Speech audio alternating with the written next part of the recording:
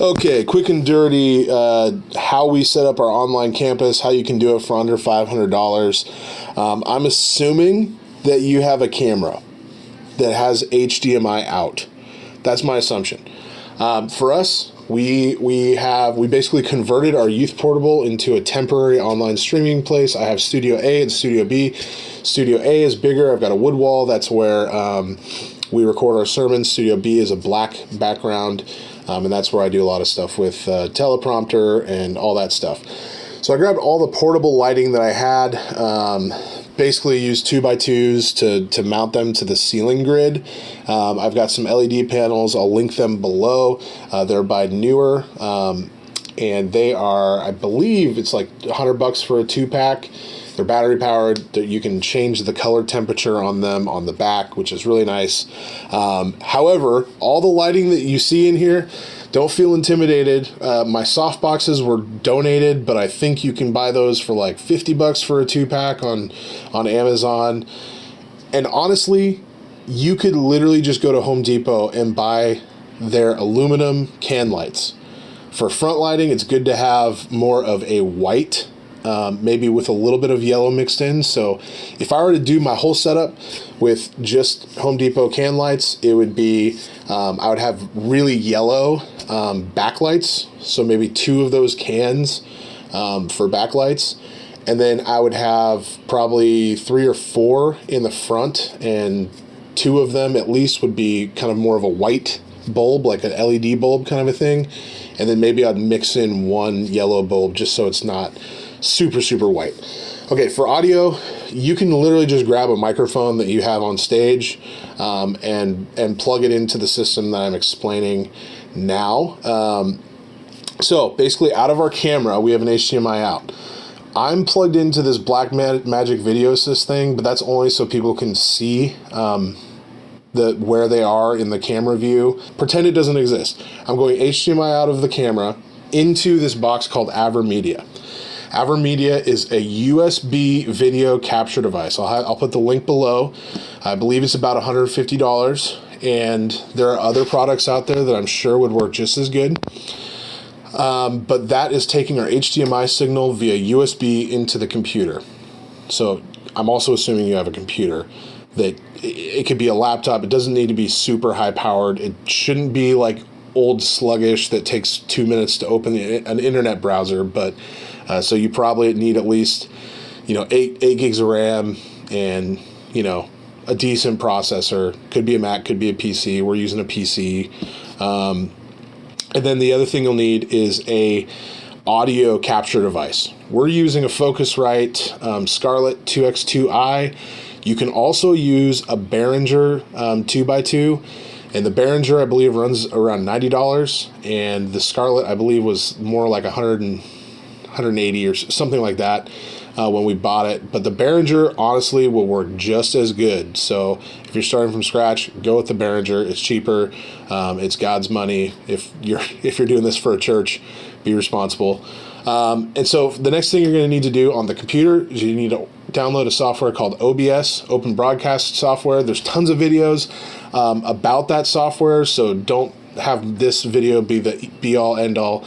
So once you're in OBS, the one thing you got to do, you got scenes and then sources, right? So we've got a bunch of different scenes here that we do, and so I'm just going to create a new one, which is something I have to do anyway. Studio B, record. I'm setting up little easy to use things that don't look like this for our volunteers, or not for our volunteers, but for our kids team, so they can easily just have this open. They got their stuff, and they can just start recording. So you can actually record video through this as well. So anyway, Studio B, record. So here's what you're going to need to do. You press the plus button down here. You go to video capture device, and then don't worry about that. Create new, Studio B camera. You can make it whatever. And then you're going to choose Live Gamer Portable 2. Whatever your video input device is, if you got a different USB HDMI capture card, you're going to select that in the device. You hit OK. All right. I don't have anything coming into my camera right now, so there's nothing to show. The next thing you need to do is you need to add your audio device. So we're going to do audio input capture. Going to do Studio B mic. Cool. All right, so then we're going to select our device. We do not want to use the microphone on LiveGamer Portal. We want to use the Scarlett, which is the Focusrite that I have. If you have the Behringer USB, choose that, and then you want to hit OK. And I'm not in the room right now, so you don't see any levels happening. I'm actually remoted into the online campus computer. But this is the most important thing. You need to make sure to do this. Hit the Settings tab, go to Advanced Audio Properties, and on Studio B microphone, you want to hit mono. Cool. All right. And then this is also where if you want to hear it like in your headphones, monitor only, mute output. You've got monitor and output. Monitor off means you won't be able to hear it in your headphones. So just quick note on that. So next thing you want to do is you want to go to settings, output, and for streaming, we do 2500 kilobits per second. A lot of people do variable bit rate. We do constant bit rate because what we've noticed is that when we stream above 3000 kilobits per second, we have issues with users getting service dropouts and whatnot. So we keep it at that. If you want to use this software to record, you can also, there's a bunch of different settings you can do in here for that. It's very awesome. Okay, then for stream, we are streaming to restream.io. If you're streaming just to Facebook or just to YouTube, they're going to give you a RTMP URL for their server. So Facebook, for example, here, let's see if we can pull this up. So actually, I'm not going to show you Facebook. Okay, so restream.io. Boom, log in. Okay, so Restream is giving us our RMTP server, and then they're also giving us the stream key. And so we put that into, let me full size this. We put that guy in here. We hit OK, and then we hit start streaming. And all of a sudden, you're not going anywhere. You're not going to Facebook yet. You're just coming to this website, restream.io.